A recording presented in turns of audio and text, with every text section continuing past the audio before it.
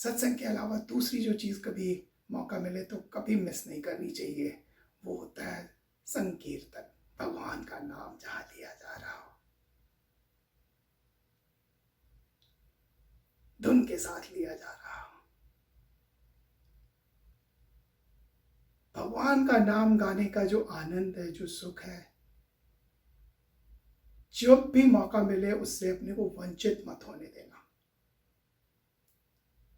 धरती पर होते हुए, मनुष्य रूप में होते हुए भी एक परम आनंद की अनुभूति है लय में भगवान का नाम गाना।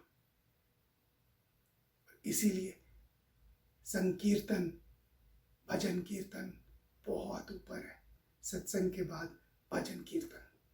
तो जहां भी प्रभु का नाम लिया जा रहा हो वहां शामिल हो जाना, बिल्कुल रम जाना प्रभु का नाम लेने में। कुछ देर के लिए बस अपने को भुला देना, डूब जाना प्रभु के नाम में। जब भी हो सके थोड़े थोड़े टाइम में, 3 महीने में, 4 महीने में, 6 महीने में अपने घर में संकीर्तन करवाओ प्रभु का नाम। हरे राम हरे कृष्णा।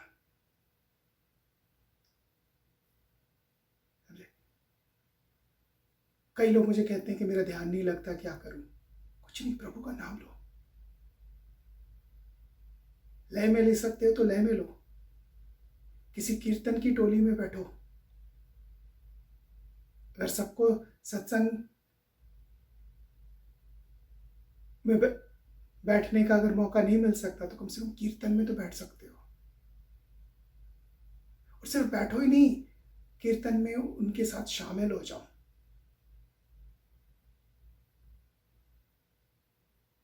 बहुत आसान तरीका है ध्यान में जाने का। सत्संग में बैठ के, कीर्तन में बैठ के, पार्टिसिपेट करके, ये सब ध्यान में जाने का सबसे आसान तरीका है। और एक चीज बताऊं, अंग्रेजी का शब्द है कंटेजियस। ध्यान बड़ा कंटेजियस होता है। इसीलिए जब आप सत्संग में जाते हो तो वही ध्यान की अवस्था आपके अंदर प्रवेश करने लगती है और धीरे धीरे आप भी ध्यान में आ जाते हो।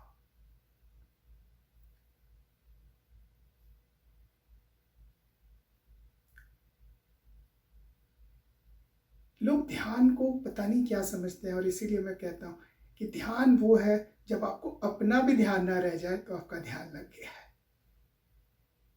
जैसे अभी बैठ के सब लोग बड़ी तन्मयता से सुन रहे हैं, आपको अपना भी नहीं एहसास है, आप ध्यान में हैं। यही ध्यान होता है।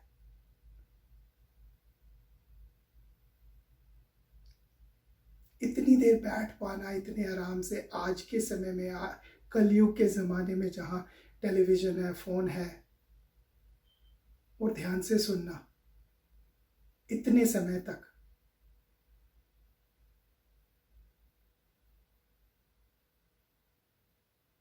ये ध्यान लगने का ही संकेत है। ध्यान लगा है कि नहीं आपको कभी पता नहीं चलेगा। कैसे पता चलेगा? कि जब आपको अपना ही एहसास नहीं रहा, आप सुनने में, देखने में इतने मग्न थे कि आपको अपना भी एहसास नहीं था, तो आप ध्यान की अवस्था में थे और ध्यान की गहरी अवस्था में थे। और जब आपको लग रहा हो कि काश ये चलता रहे, खत्म ना हो, मतलब आप ध्यान की अवस्था में हो। क्योंकि कोई नहीं चाहता कि ध्यान टूटे। ध्यान का जो रस है, ध्यान की जो मस्ती है, शांत बैठे हुए मस्ती, वो आत्मा की मस्ती है। जब भी आपको लगे कि बस ये चलता रहे, ये रुके ना, ये खत्म ना हो, मतलब आप ध्यान में हैं, आप मस्ती में हैं, आपकी आत्मा झूम रही है।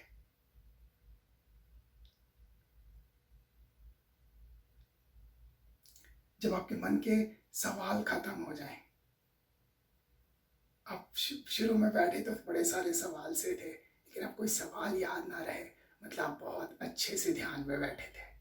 बहुत अच्छा ध्यान लगा आपका, क्योंकि सच्चा गुरु के सवालों के जवाब नहीं देता, कि सवाल ही खत्म कर देता है। क्योंकि जब आप ध्यान में बैठे हुए तो सवाल हो ही नहीं सकते आपके मन में। जब ध्यान टूटता है, चाहे थोड़ी देर के लिए भी टूटे, एक क्षण के लिए भी टूटे, तभी सवाल अपनी जगह बनाता है। सवाल का मतलब है कि अभी ध्यान से आप परे हो उस समय।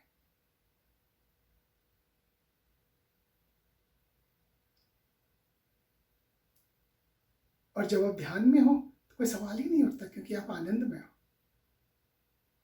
ध्यान में और आनंद में फर्क नहीं है।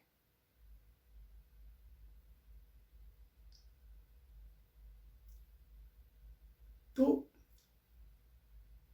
सत्संग मतलब आनंद,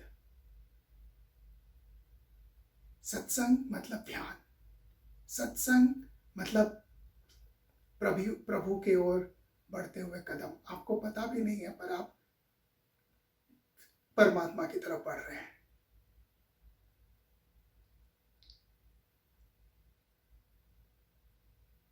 जब बार बार दिल करे बैठ के सुनने को, जब बार बार दिल करे कि उस रस में डूबने को, मतलब आपका ध्यान लग रहा है, बहुत अच्छा लग रहा है, अब आपको आनंद आ रहा है, रस आ रहा है। और धीरे धीरे सारे सवाल समाप्त होते चले जाते हैं। और इसीलिए बुद्धा अपना सबसे बड़ा जब संदेश देते हैं तो वो संदेश होता है मौन।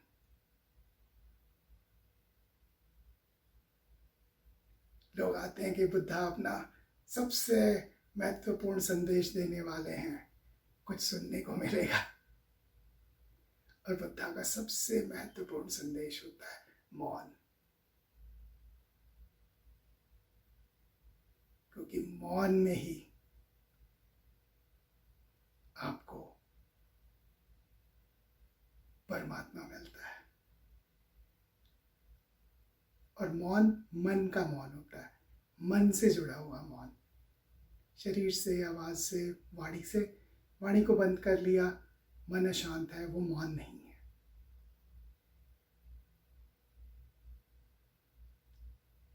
धीरे धीरे ध्यान से, सत्संग से ऑटोमेटिक मौन की स्थिति बनती चली जाती है, जब मन शांत होने लगता है। हाँ, सत्संग से आप निकलेंगे थोड़ी देर में, आधे घंटे, 1 घंटे, 2 घंटे, सबके लिए अपना अपना समय है।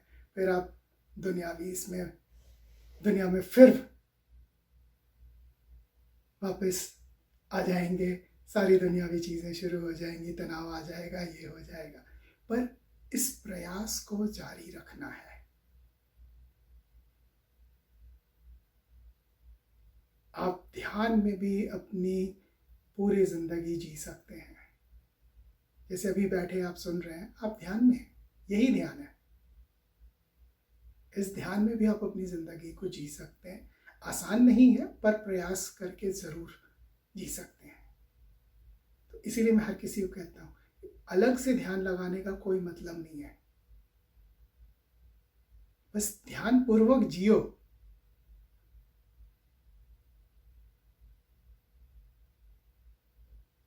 ध्यान में जियो, क्योंकि अलग से ध्यान लगाओगे और फिर वापस इस जिंदगी में आओगे तो तनाव लगेगा,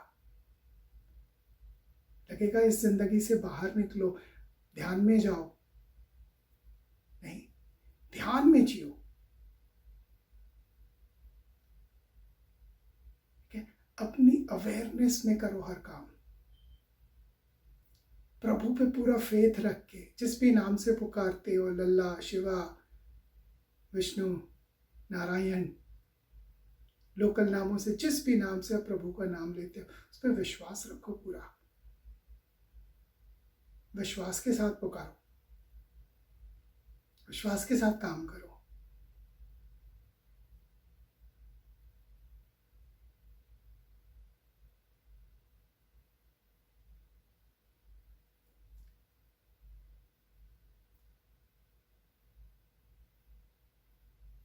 इसीलिए अलग से ध्यान नहीं लगाना है। सत्संग की महत्ता ये है कि आप ध्यान में जीना सीखते हो, अलग से नहीं ध्यान लगा रहे हो। यहाँ पे कोई ध्यान लगाने की तकनीक की बात नहीं हो रही। यहाँ पर सिर्फ समझ की, प्रभु की, आनंद की, ध्यान की बातें हो रही हैं। कुछ सिखाया पढ़ाया नहीं जा रहा, सिर्फ आप एक समय बिता रहे हो जो कि आपको पता भी नहीं चलता है कि आप ध्यान में समय बिता रहे हो, और ध्यान की आपको आदत पड़ने लगती है, और इस ध्यान की आदत को आप अपने रोजमर्रा की जिंदगी में ला सकते हो। तो धीरे धीरे सत्संग से आप ध्यान में जीना सीखते हो, धीरे धीरे धीरे धीरे। पुराने ज़माने में लोगों को ज़्यादा समय मिलता था, ना टीवी था, ना फ़ोन था, ना ये तो समय था, तो सत्संग ज़्यादा लोग फ्रीक्वेंटली करते थे। गुरु हैं तो रोज़ शाम को बैठ जाना, गुरु के सानिध्य में कुछ बातें सुनना, सत्संग करना। पर आज की दुनिया में मौके कम होते हैं, पर फिर भी जितना भी मौका मिलता है उसको हमको पूरा का पूरा लाभ उठाना चाहिए।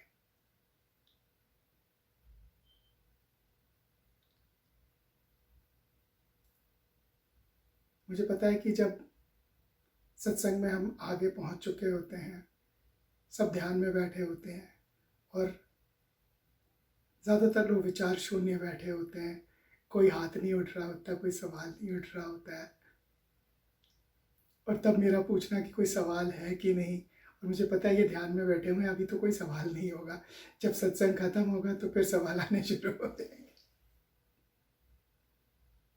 इसीलिए आगे के लिए मैं सबको बताना चाहता हूँ कि अपने सवाल पहले से लिख के ले आना। एक बार सत्संग शुरू हो गया, थोड़ा सा समय बीत गया, तो फिर आपके पुराने सवाल आपको याद नहीं आएंगे।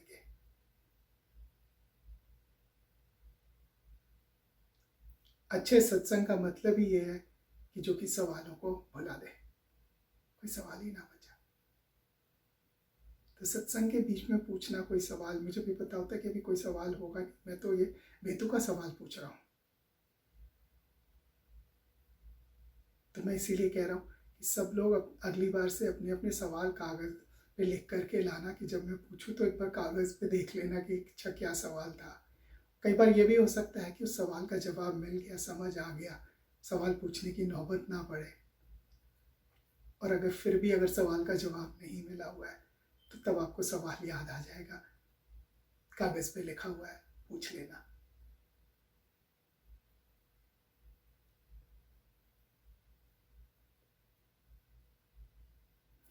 ध्यान ऐसी चीज़ है कि जब जब आपको मिलेगा ना, आप उसको याद करोगे। जब आप चिड़चिड़े हो रहे होते हो ना, वो सिर्फ इसलिए कि आप ध्यान से बाहर आ गए हो।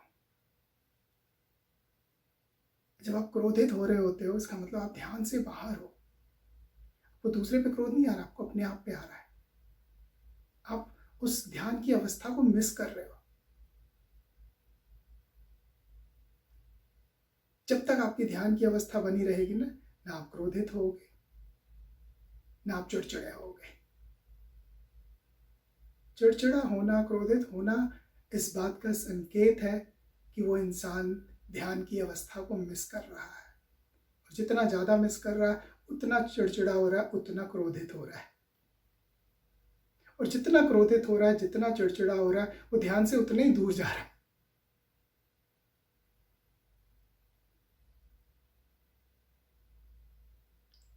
तो आप अपने पे भी नज़र रखना कि जब अगर कभी आप चिड़चिड़े हो रहे हो, क्रोधित हो रहे हो, मतलब आप ध्यान से दूर जा रहे हो। तो ध्यान के करीब रहने के लिए क्या है? चिड़चिड़ेपन से दूर, क्रोध से दूर।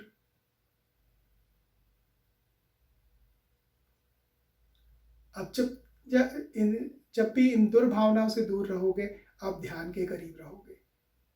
इन दुर्भावनाओं के करीब होगे, ध्यान से दूर हो जाओगे। तो जब जब काम, क्रोध, मद, लोभ, मोह, अहंकार या आने लगे, तो समझना कि आप ध्यान से दूर हो रहे हो। और जब जब आप काम, क्रोध, मद, लोभ, मोह, अहंकार इन सारी अवस्थाओं से दूर रहोगे तो आप ध्यान के करीब रहोगे। और जब आप ध्यान में होते हो तो इनका एहसास भी नहीं होता, काम, क्रोध, मद, लोभ, मोह, अहंकार, भय, इन सब का एहसास भी नहीं रहता। इतनी देर से हम लोग बातें कर रहे हैं, किसके मन में आया कि अरे मेरी इच्छा बड़े वाले मकान की, फलाने की या ढमकाने की? नहीं, आनंद में बैठे हुए हैं सब लोग। अगर आनंद नहीं होता तो लोग बैठ नहीं पाते, कोई ना कोई बहाना करके निकल लेते।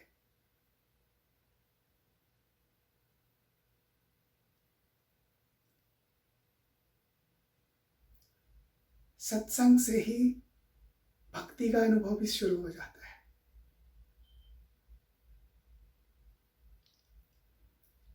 क्योंकि सामने बैठे हुए किसी भी सिद्ध गुरु से और अच्छा भक्ति का मौका कब मिलेगा?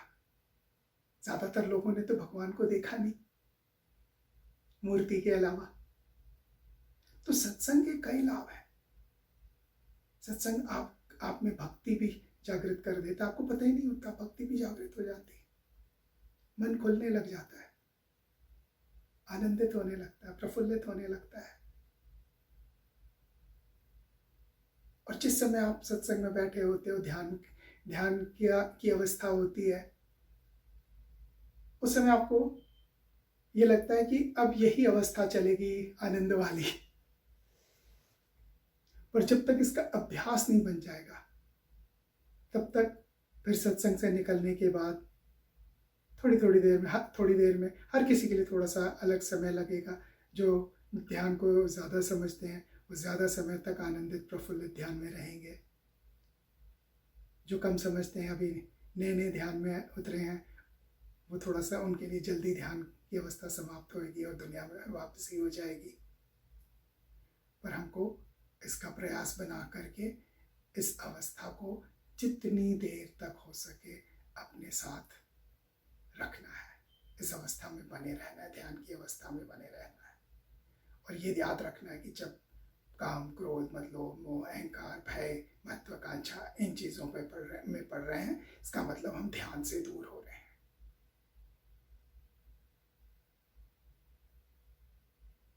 और इन चीज़ों से हम दूर हैं, हमारा ख्याल उधर नहीं जा रहा है, मतलब हम ध्यान की अवस्था में हैं। हम ध्यान की अवस्था में होंगे तो काम, क्रोध, मद, लोभ, मोह, भय, महत्वाकांक्षा ये चीज़ें हमारे आसपास नहीं आएंगी। और ये चीज़ें आसपास आ रही हैं, इसका मतलब ध्यान दूर हो गया है। तो कई बार लोग कहते हैं कि काम, क्रोध, मद, लोभ, मोह, अहंकार, भय इन चीज़ों से बचो, इनसे दूर रहो। मैं कहता हूँ नहीं, उससे ज़्यादा आसान है ध्यान के करीब रहो। 10 चीज़ों से दूर कहाँ कहाँ भागोगे, एक चीज़ के करीब आ जाओ ना।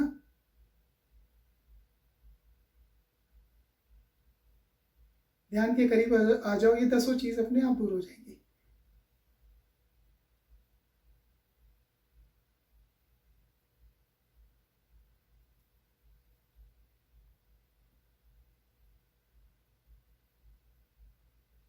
सत्संग में सत्संग करने वाले भी आनंद में होते हैं, और जो सत्य में है वो तो आनंद में है ही है। ये दोनों तरफ से एक बहुत मीठा प्यारा रिश्ता होता है, ये एक आनंदमय रिश्ता होता है, ये आत्मिक रिश्ता होता है।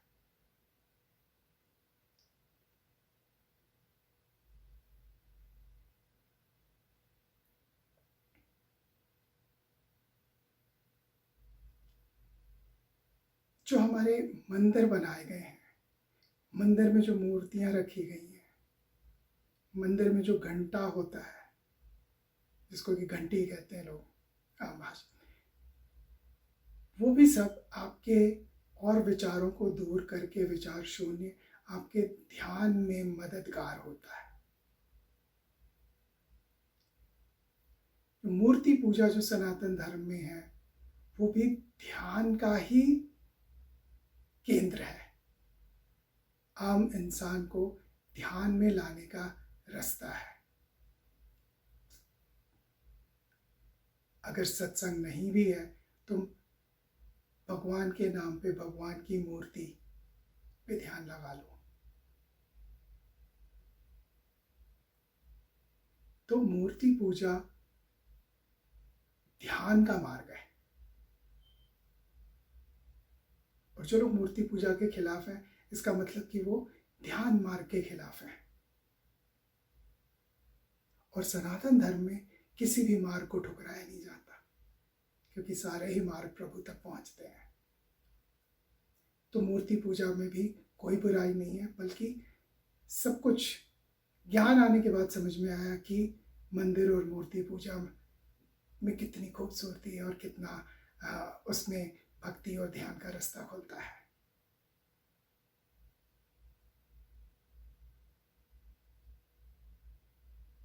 अगर कोई ज्यादा नहीं तो मूर्ति और मंदिर पहली सीढ़ी है प्रभु तक पहुंचने की।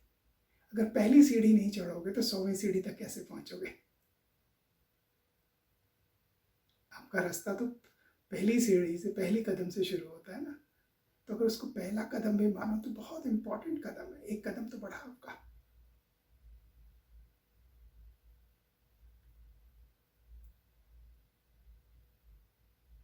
कोई और सवाल?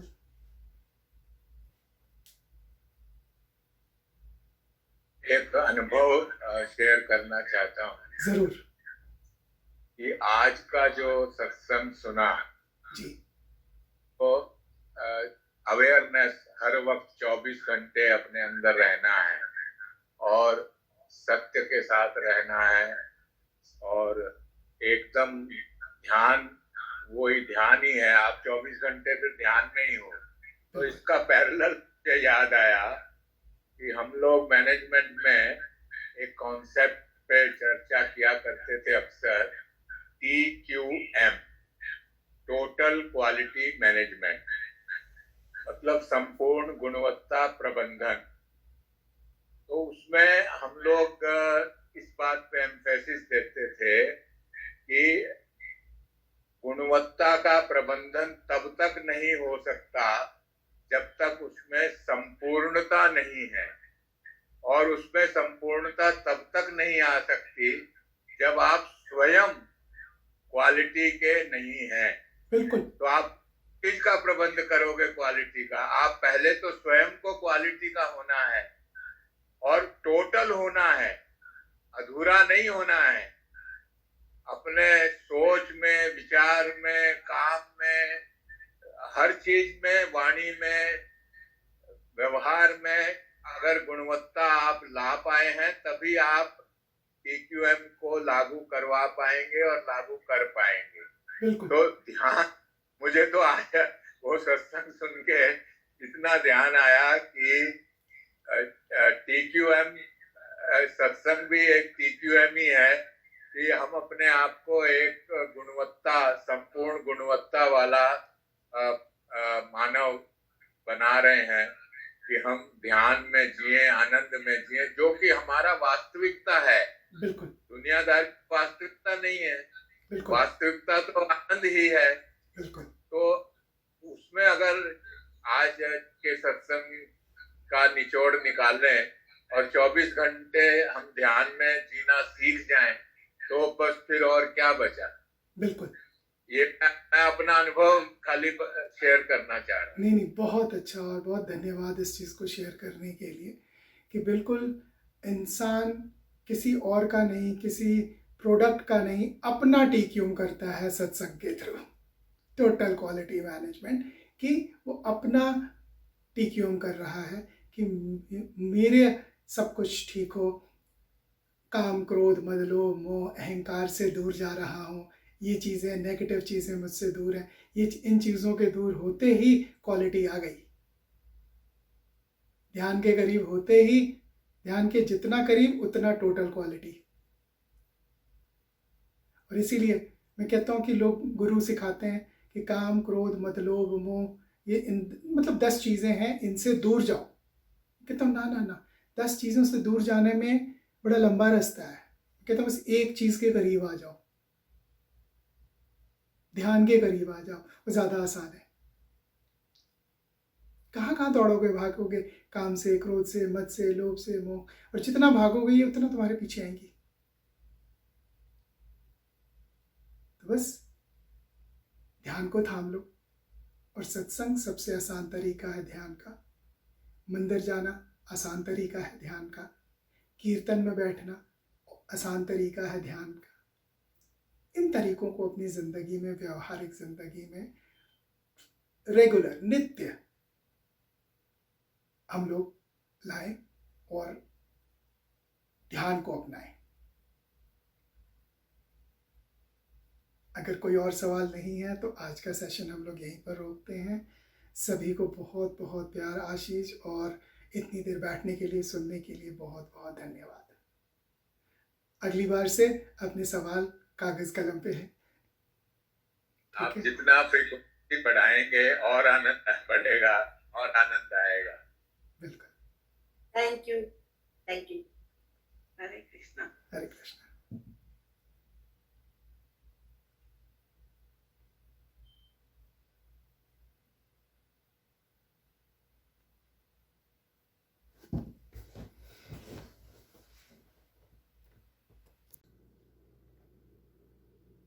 अगर आप लोगों को हमारा ये चैनल पसंद आ रहा है तो प्लीज़ कमेंट करके हमें बताएं। अगर किसी खास विषय पर वीडियो देखना चाहते हैं तो वो भी कमेंट सेक्शन में लिखकर हमें बताएं। हमारा उद्देश्य सनातन धर्म की परंपराओं, सनातन धर्म के रीति रिवाज, सनातन धर्म की गहराइयों को समझना और समझाना है। हमारे इस उद्देश्य में आप भी हमारी मदद कर सकते हैं, हमारे वीडियोस को लाइक करके, हमारे चैनल को सब्सक्राइब करके और अपने परिवार और मित्रजनों में शेयर करके। धन्यवाद।